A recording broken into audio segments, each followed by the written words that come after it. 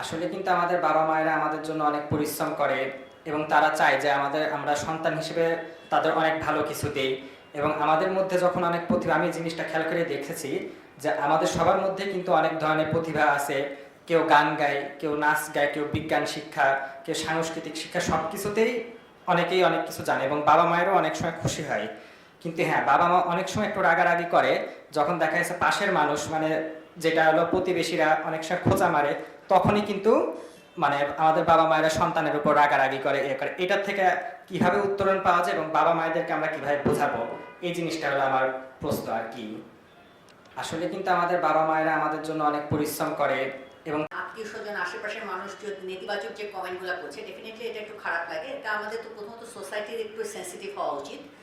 আমাদের আসলে দেখা যায় যে উন্নত যে অন্যান্য দেশগুলোতে, সব দেশে কিন্তু এরকম মানে ওদের এই কালচারটা ডেভেলপ করেছে, কিন্তু আমাদের কালচারটা অতটা ডেভেলপ করেনি। আমরা অন্যের বা বিষয়ে কতটুকুন, আমাদের যে সীমারেখা কতটুকু, প্রত্যেকটা যে একটা সেটিং লিমিট থাকা দরকার, সেটুকুন আমরা অতখানি আমরা বলবো যে এটা আমাদের একটা দেশীয় একটা সমস্যা, কালচারাল একটা সমস্যা।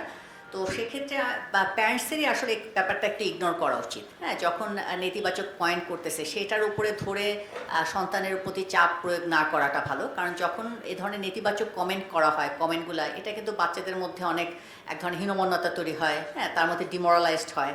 তো সেক্ষেত্রে প্যারেন্টস অনেক কথাই শুনবে, অনেকের জায়গা থেকে অনেক রকমের শুনবে, আর সেটাতে তার কথার পরিপ্রেক্ষিতে ওরকম করে তার সাথে খোঁচাখুচি না করাটাই ভালো। নেতিবাচক কমেন্টগুলো ইগনোর করাটা ভালো। ধন্যবাদ।